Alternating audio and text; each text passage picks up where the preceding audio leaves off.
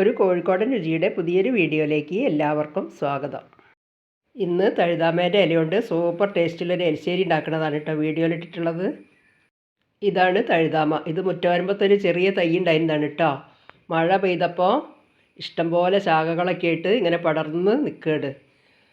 അപ്പം ഞാൻ വിചാരിച്ചു ഒന്ന് പരിപ്പിട്ടിട്ട് ഇത് ഒരു എലിശ്ശേരി വെക്കാമെന്ന്. പണ്ട് അമ്മമാരും മുത്തശ്ശിമാരൊക്കെ താള്, തകര, തഴുതാമ, ചീര ഇതൊക്കെയാണ് കേട്ടോ ഈ കർക്കിടക മാസത്തിൽ കറി വയ്ക്കുക. ഏറെയും ഈ കർക്കിടക മാസം എന്ന് പറഞ്ഞാൽ കോരിച്ചെരിയണ മഴയാണ്, പിന്നെ കൂടാതെ പഞ്ഞമാസമാണല്ലോ. അപ്പം കറി വയ്ക്കാൻ മീനോ വേറെ പച്ചക്കറികളോ ഒന്നും കിട്ടില്ല. ആ സമയത്ത് ഇതുപോലുള്ള തൊടിയിലുള്ള ഇലകളൊക്കെ എടുത്തിട്ടാണ് ഒന്ന് കറി വയ്ക്കുക. പിന്നെ ഈ തഴുതാമയ്ക്ക് പല ആരോഗ്യ ഗുണങ്ങളും ഉണ്ട് കേട്ടോ. ഒരു ഔഷധി കൂടിയാണ് തഴുതാമ. ശരീരത്തിലുണ്ടാവുന്ന നീർക്കെട്ട്, വിളർച്ച ഇതൊക്കെ ഇല്ലാതെയാക്കാനും രക്തവർദ്ധനവിനൊക്കെ നല്ലൊരു കൺകണ്ട ഔഷധമാണ് ഇട്ടത്. ഈ തഴുതാമേൻ്റെ ശിഖരങ്ങളിലുള്ള ഇതുപോലെ വല്ലാതെ മൂപ്പെത്താത്ത ഇലകളൊക്കെയാണ് നുള്ളിയിരിക്കുന്നത്. അപ്പോൾ അതാ ഇത്ര ഇലയാണ് ഞാൻ പറിച്ചെടുത്തിട്ടുള്ളത്. ഇനി ഇത് നിലത്ത് പടർന്ന് കിടന്ന കാരണം മണ്ണൊക്കെ പറ്റി പിടിച്ചിട്ടുണ്ടാവും. അതുകൊണ്ട് കുറച്ച് സമയം വെള്ളത്തിലിട്ട് വെച്ചതിന് ശേഷം ആ പൊടിയൊക്കെ ഒന്ന് പുതരണം. അതിന് ശേഷം 2-3 പ്രാവശ്യം നല്ലോണം കഴുകിയെടുക്കുക. ഈ ഇല ചെറുതായിട്ട് ഇതുപോലെ അരിഞ്ഞെടുത്തിട്ടുണ്ട്. അരിയാതെ വേണമെങ്കിലും കറിയിലിടാം കേട്ടോ. ഇനി ഇതിലേക്ക് ഒരു കപ്പ് പരിപ്പ് അരമണിക്കൂർ കുതിർത്തതിന് ശേഷം കഴുകിയെടുത്തിട്ടാണ് കുക്കറിലേക്ക് ഇടുന്നത്. പരിപ്പിൻ്റെ കൂടെ തന്നെയാണ് ഇല കുക്കറിലിട്ടിട്ടാണ് വേവിക്കുന്നത്.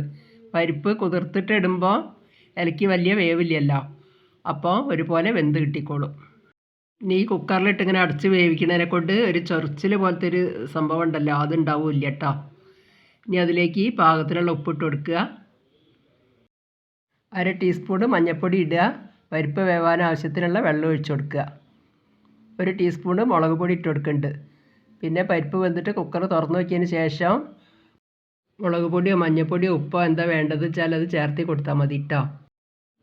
ഇനി ഇതൊക്കെ കൂടി ഒന്ന് ഇളക്കി യോജിപ്പിച്ചിട്ട് മൂടിയിട്ടിട്ട് അടുപ്പത്ത് വയ്ക്കുക. 2 വിസിൽ കയറ്റിയെടുക്കുക.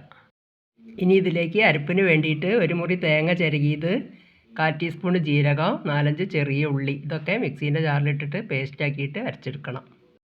അപ്പോൾ കുക്കർ തുറന്ന് വെക്കുക. പരിപ്പും തഴുതാമേൻ്റെ ഇലയൊക്കെ നല്ലോണം വെന്ത് വന്നിട്ടുണ്ട്. ഇനിയൊക്കെ കൂടി നല്ലോണം ഒന്ന് ഇളക്കി യോജിപ്പിക്കുക. പരിപ്പൊക്കെ നല്ല വെന്ത് പാകമായിട്ടുണ്ട്.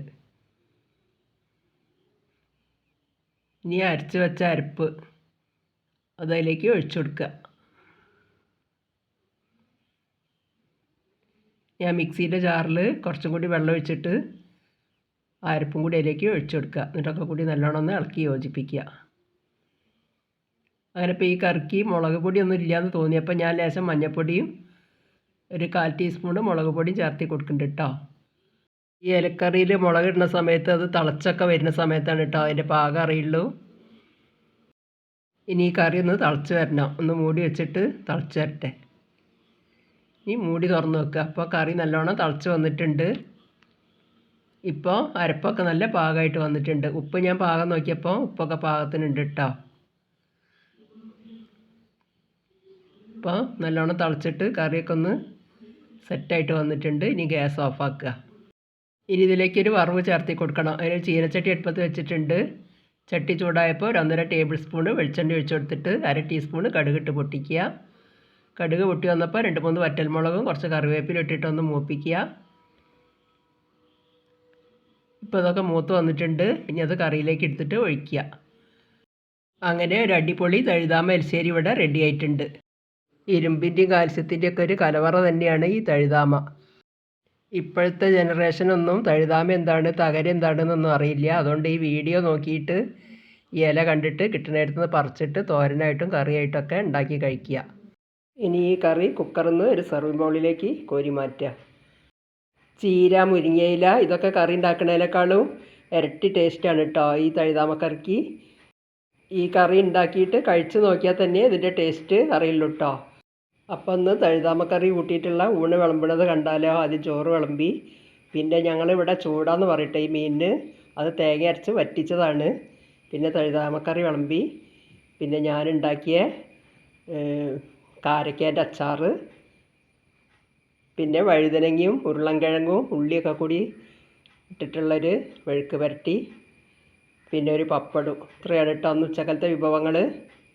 അപ്പം ഇനി ഈ ചെറിയ വീഡിയോ ഇഷ്ടപ്പെടുകയാണെങ്കിൽ ലൈക്ക്, ഷെയർ, സബ്സ്ക്രൈബ് ഒന്നും ചെയ്യാൻ മറന്നു പോകരുതേ. കമൻറ്റ് എഴുതി അറിയിക്കണേ.